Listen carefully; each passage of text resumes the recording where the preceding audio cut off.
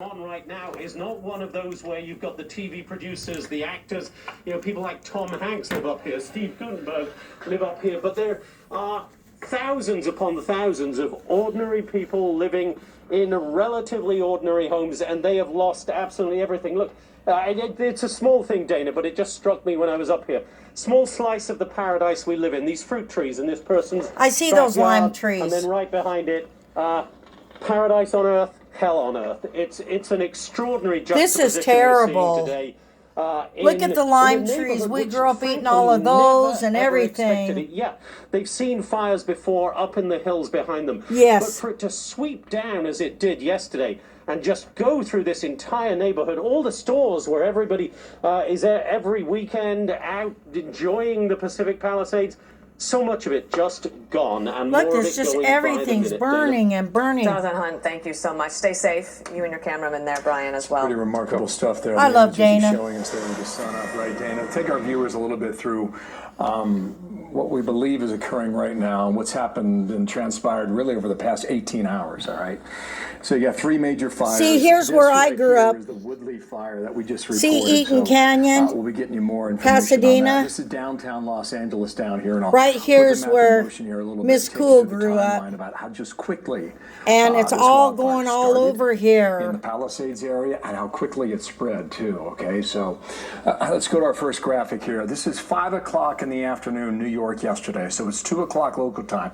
It's midday in California. This is the Palisades fire. And just to give you a sense of the bearings, here's the Santa Monica Pier down here. This is all Santa Monica. Riviera Golf Club here, very well known. This is all the Palisades area. Then this would be the PCH. The Pacific Coast Highway goes all right here. From Los Angeles up into Malibu. All right, so this is the size of the fire at 2 o'clock in the afternoon local time. Oh my goodness! This is what happened an hour later at 3 o'clock local time. This is 6 o'clock local time. Sun's starting to go down in California. Just see how big it got in just a 3-hour period of time.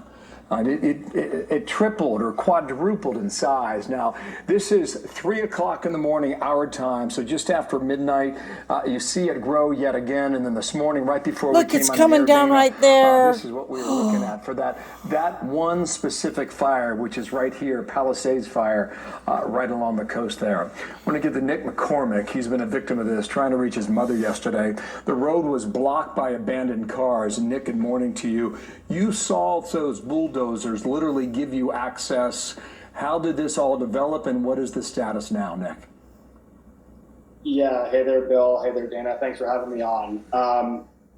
So yesterday was pretty hectic, and obviously through this morning, a lot of devastation for my friends and family. But yesterday, I was heading up to the Pacific Palisades area around 9-10 a.m. to have a normal coffee day with my mom.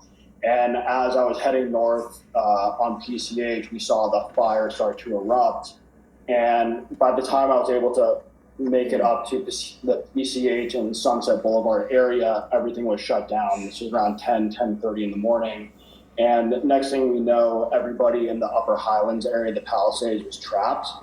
They were letting some traffic down, but after about an hour of that, none of the residents up there were able to get down because the lower Palisades residents were basically abandoning their cars in the middle of the road. So some of the videos you see there are from our Instagram earlier yesterday. And yeah, it was a stressful scene. Luckily, we got most of the residents out. And see, there's the pier, Santa Monica Pier. Do what we could to help those as they were coming down. Can you describe the feeling, Nick, of what you think you might discover as the sun comes up here and we get a better view as to what's going on? Dana, my phone has been blowing up from friends, family, people that we all grew up in the Palisades area, and it's not a lot of good news. A lot of friends and families' homes have been burned. As you see a lot of the images that you guys have been showing. La Cañada. These are the streets that we grew up on, and it doesn't look good for a lot of the neighborhoods, the high schools, the middle schools, the small businesses that we grew up going to. This is really sad. It seems a lot of that has been devastated. Nick, what are you going to do to